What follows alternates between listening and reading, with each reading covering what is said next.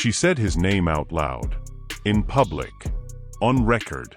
And the moment she did, allegedly, phones started blowing up across Chicago in ways they haven't blown up since the night Vaughn died in Atlanta. What if everything you thought you knew about who really ordered FBG Duck's death was only half the story? What if the half you don't know involves names that are still breathing, still collecting royalty checks, still performing on stages while a mother buries her son over and over again every single morning she wakes up? Because here is what most people scrolled past. FBG Duck's mother did not just file a lawsuit. She allegedly lit a match inside a room that certain very powerful, very wealthy people had spent 4 years trying to keep sealed shut. And the names she put on that paperwork? Those names are not just street names. Those are names attached to major record labels, to Grammy stages, to hundreds of millions of streaming dollars. The twist is coming. And when it lands, it is going to reframe every diss track, every music video, every allegedly coded lyric you have ever heard from this entire era of Chicago drill. Stay right here. Because what FBG Duck's mother is allegedly claiming did not just happen on a Chicago sidewalk in broad daylight. According to sources close to the case, it allegedly started in a boardroom.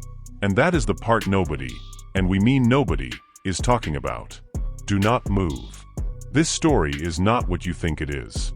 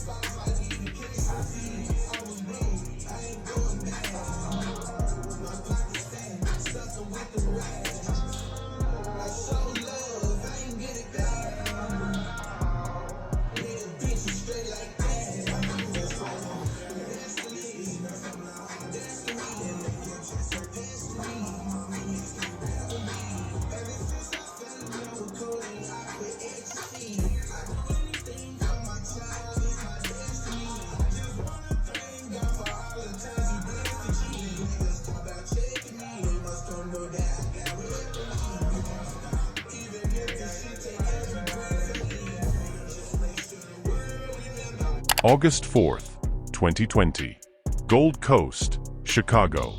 One of the most expensive zip codes in the entire state of Illinois, where the sidewalks are clean and the storefronts carry names like Dolce & Gabbana, and the kind of people who walk those streets are not supposed to be carrying the kind of weight that Carlton Weekly, known to the world as FBG Duck, had been carrying his entire life. He was not there to cause problems. According to court records, he was there to buy a gift for his son. His son. Let that sit for a second. A father, shopping for his child on a Tuesday afternoon, in broad daylight, on one of the most surveilled commercial streets in Chicago. And within minutes of stepping out of that store, 4 masked men pulled up in 2 vehicles, jumped out, and opened fire. Carlton Weekly was shot 16 times. 16. He lay on that sidewalk, bleeding, while his girlfriend Cassie Williams, who had been waiting in a nearby car, was also struck by gunfire. Another man, Devon Brinson, was wounded too.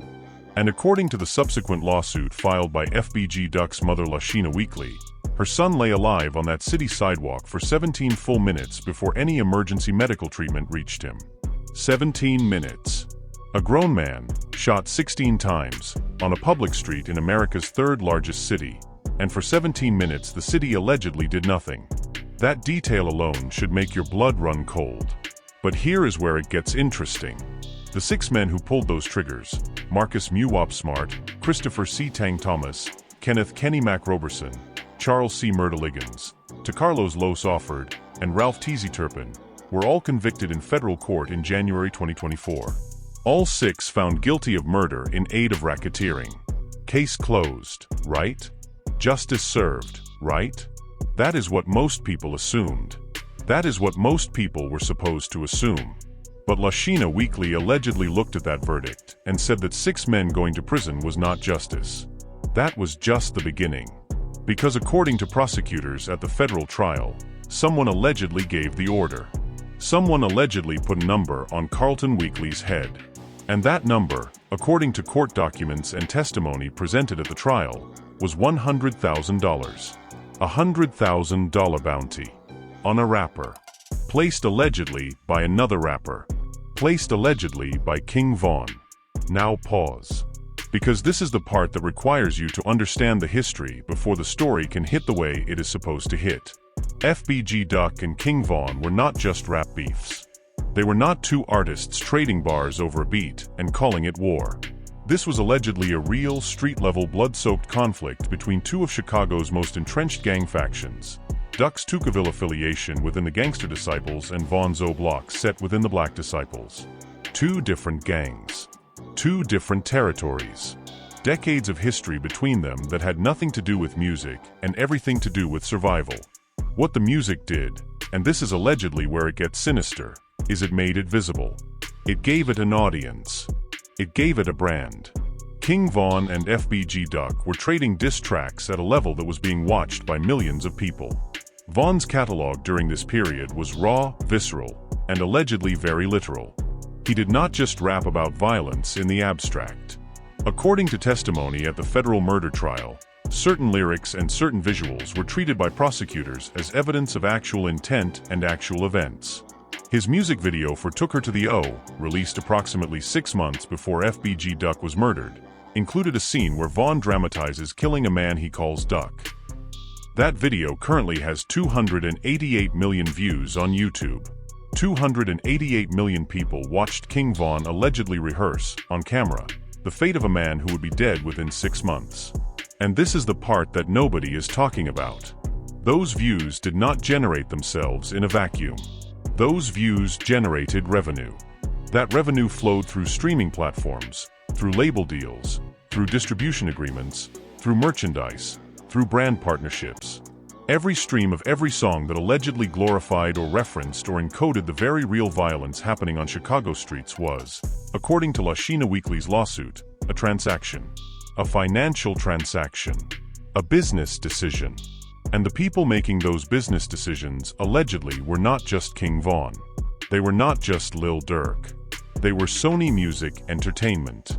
They were Interscope Records under Universal Music Group. They were Alamo Records. They were Empire Distribution. Stay right here because it gets worse. According to the lawsuit filed in Cook County Court in October 2024, Lil Durk's label Only the Family Entertainment, OTF, was not just a record label.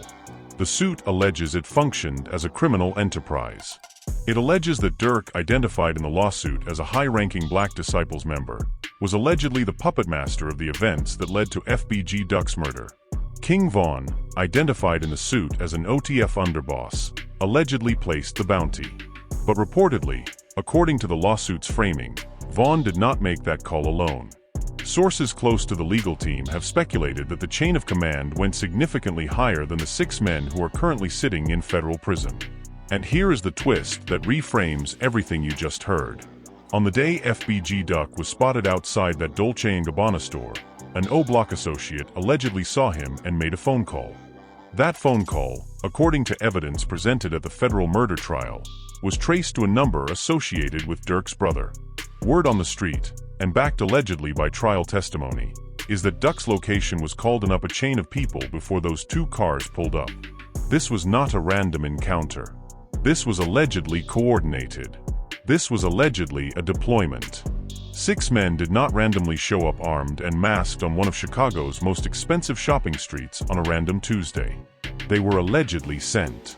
Lashina Weekly's lawyers walked into that press conference in October 2024 and said the 6 convicted killers were pawns. Pawns. In a much larger, much wealthier, much more protected game. The question that should be keeping you up right now is this: if the 6 men who pulled the triggers were pawns, then who was playing chess? Here is something that the mainstream music press largely glossed over when the FBG Duck murder trial was happening in late 2023 and into January 2024. The federal prosecutors did not just present gang evidence. They presented music. They played songs in a federal courtroom. They showed music videos to a jury.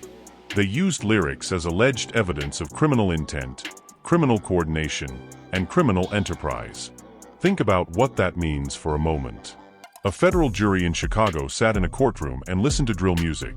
The same drill music that is on your playlist right now. The same music that gets performed at festivals and sold at Target and streamed on Spotify. And they used it to convict 6 men of murder in aid of racketeering. That is not a metaphor. That is a legal precedent. And allegedly, Lashina Weekly's legal team looked at that precedent and decided to pull the same thread, only harder, and in civil court where the financial exposure is potentially unlimited. Now here is where it gets interesting in ways that go beyond Chicago, beyond drill, beyond any one feud. The lawsuit names Sony Music Entertainment, Interscope Records, Universal Music Group, Alamo Records, Empire Distribution. These are not small operations. These are not street-level defendants. These are some of the most powerful corporations in the entire global entertainment industry. And Lashina Weekly's legal team is allegedly arguing that these companies, with their legal departments, their compliance teams, their artist development executives, their A&R scouts allegedly knew. According to the lawsuit, these labels knew about the criminal histories, knew about the ongoing gang conflicts, knew about the bodies, knew about the beefs, and they signed the checks anyway.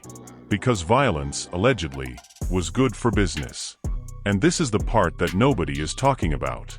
Roosevelt Allen, senior trial managing counsel at the Dini Zulu Law Group, stood at that press conference and said something that should have broken the internet and somehow did not.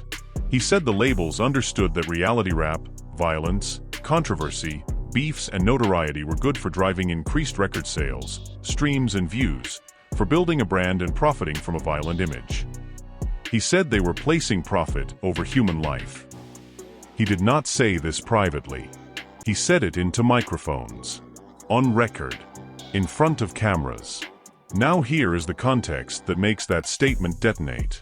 When King Von's Took Her to the O dropped in February 2020, 6 months before FBG Duck was murdered, the video went everywhere.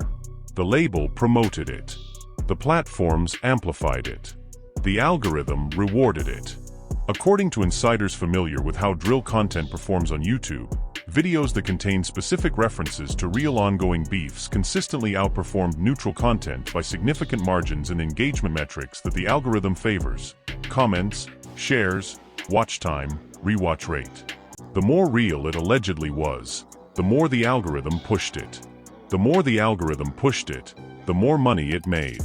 The more money it made, the more incentive there allegedly was to keep it real. This is allegedly the machine that Lashina Weekly is trying to dismantle with a civil lawsuit. Stay right here because it gets worse. Lil Durk released a song in 2024 called Monitoring Me. In it he raps, and this is a direct lyric used in the civil lawsuit as alleged evidence, that he does not have to pay someone to do something because, quote, "I got killers, all my friends." His own lawyers and Durk himself have reportedly invoked the standard rap as fiction defense, the same shield that artists from coast to coast have been reaching for as law enforcement, and now civil litigants have begun treating lyrics as literal statements.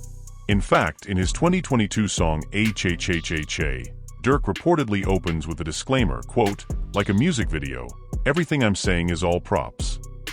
Roosevelt Allen looked at that disclaimer at the press conference and allegedly said, and we are paraphrasing closely here, that calling something props does not uninvent the body that is already in the ground. And here is what they allegedly did not want you to find out. According to sources close to the case, and reportedly discussed in legal circles following the filing, the civil lawsuit is structured in a way that would, if successful, create a financial liability chain that does not stop at Lil Durk or even King Von's estate.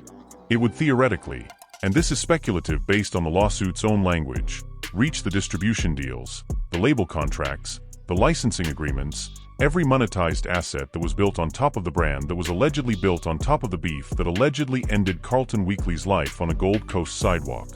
Lashina Weekly is not allegedly trying to send more people to prison. She is allegedly trying to make it financially catastrophic to ever do this again. Word on the street, according to people allegedly familiar with the Chicago music and legal community, is that certain label executives have been very quietly paying very close attention to how this case develops. Because if Lashina Weekly's legal team can establish that a record label's knowledge of criminal activity combined with their financial investment in the artist who allegedly ordered the killing creates civil liability, that is a theory that does not stay in Chicago. That theory travels to Atlanta, to New York, to Los Angeles, to every city where drill music, trap music, and street rap exist at the intersection of real gang activity and major label money. King Von is dead. He was shot and killed in Atlanta on November 6, 2020, exactly 3 months after FBG Duck was murdered. He cannot defend himself. He cannot testify. He cannot contest the allegation that he placed a $100,000 bounty on Carlton Weekly's head. His estate can hire lawyers, but King Von himself is gone. And there is something allegedly deliberate, according to sources close to the FBG Duck family's legal strategy, about the timing and the framing of naming his estate in this lawsuit. Because naming Von's estate forces a legal proceeding that puts his alleged actions into the official civil record. It creates a documented, court-filed, legally sworn allegation that King Von ordered a murder. Not a lyric. Not an allegation on a podcast. A sworn legal allegation in a Cook County civil filing. That is King Von's legacy being contested. Not on social media. Not in a comment section. In a courtroom. And the question you need to be sitting with right now, the question that Part 3 is about to make significantly more complicated, is this: who else knew, who else benefited, and who else is still out here collecting money from the machine that allegedly built itself on Carlton Weekly's blood? Lashina Weekly stood at a podium in downtown Chicago in October 2024 and said, quote, "Not a day goes by that I don't think about him and the life that was taken from him." And then she said something that most people who covered that press conference did not emphasize enough. She said, "Today, we are one step closer to justice." Not we got justice. Not justice was served. One step closer. Present tense. Active tense. She is not describing something that happened. She is describing something that is happening right now. Something that she intends to keep happening until it either reaches its conclusion or breaks every institution it touches on the way there. This woman watched her son get shot 16 times. She watched him lie on a public sidewalk for 17 minutes. She watched 6 men get convicted and reportedly felt like the people who sent those 6 men walked out of that courtroom clean. And then she hired a law firm, held a press conference, and named Sony Music Entertainment in a wrongful death lawsuit. If that is not the definition of a woman who has decided she has nothing left to lose and everything left to fight for, then the phrase means nothing. But here is where it gets interesting in ways that go beyond the legal strategy and into something that allegedly has the entire Chicago drill community watching very carefully. According to sources allegedly familiar with the reaction within certain circles after the lawsuit was filed, the response was not uniform. Reportedly, certain people close to King Von's legacy, fans, associates, people who grew up with him, people who built their own brands on his story, allegedly felt that naming Von's estate in this lawsuit was not just a legal maneuver. Word on the street is that some people in those circles felt it was an attack on a dead man who cannot respond. A man who, in their view, was himself a victim of the same Chicago streets, the same cycles, the same machine. King Von did not die of old age.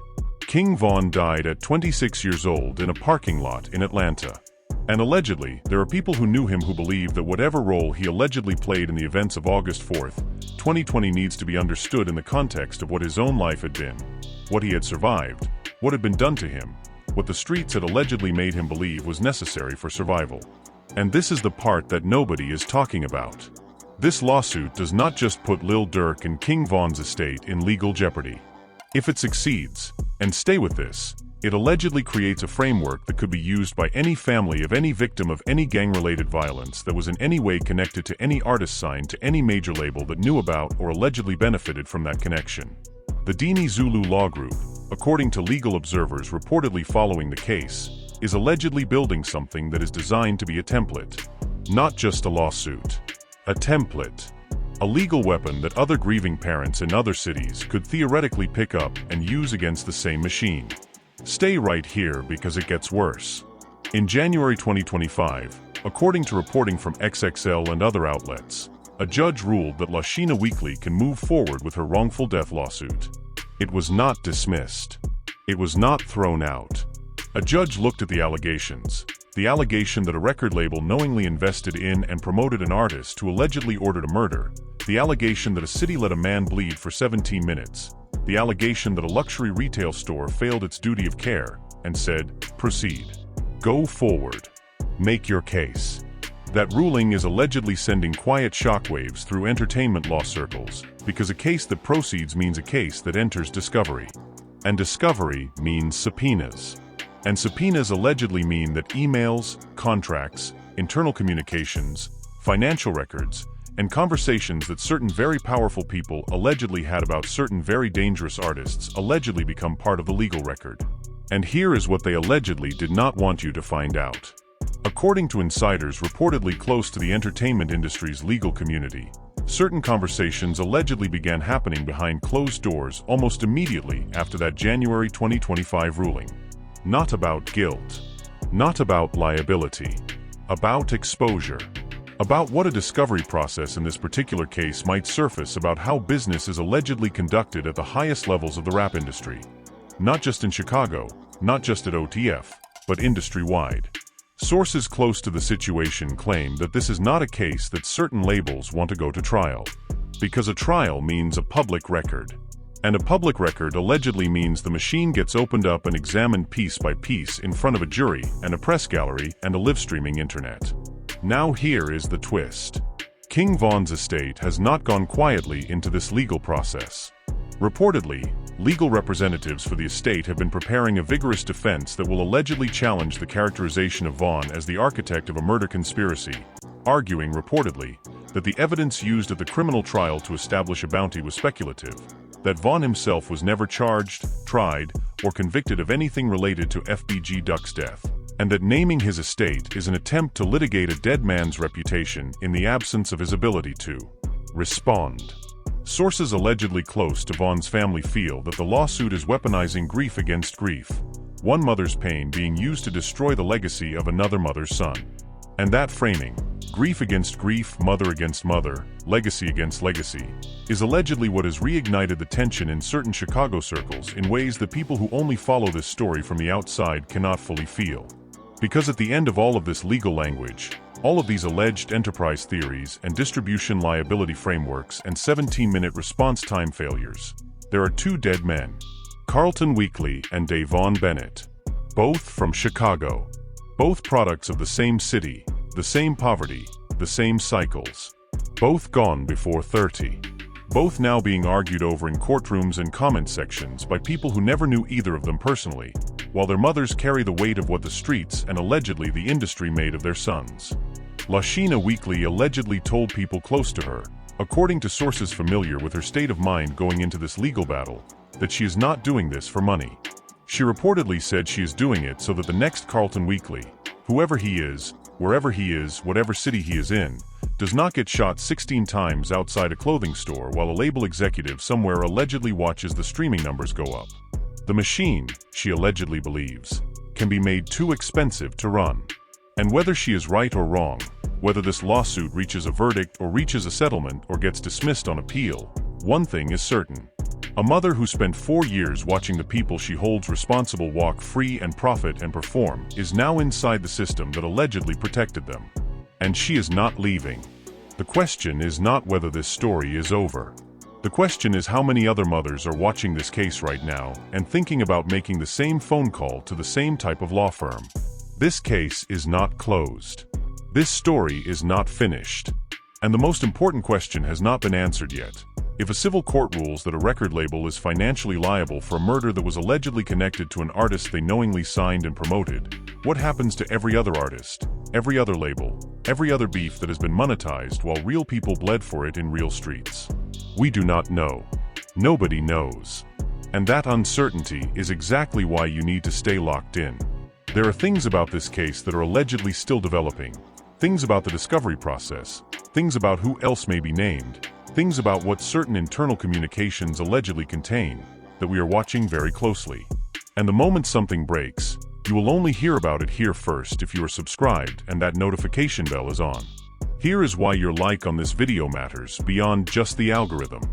This story involves a mother fighting for her son's name against some of the most powerful institutions in entertainment. Every like tells the algorithm this story deserves to be seen by more people. Every share puts this information in front of someone who does not yet know what is allegedly happening inside this case. You are not just watching. You are allegedly part of how this story reaches the people it needs to reach. Now drop your answer in the comments. Just one question, and there is no right answer, which is exactly why we are asking it.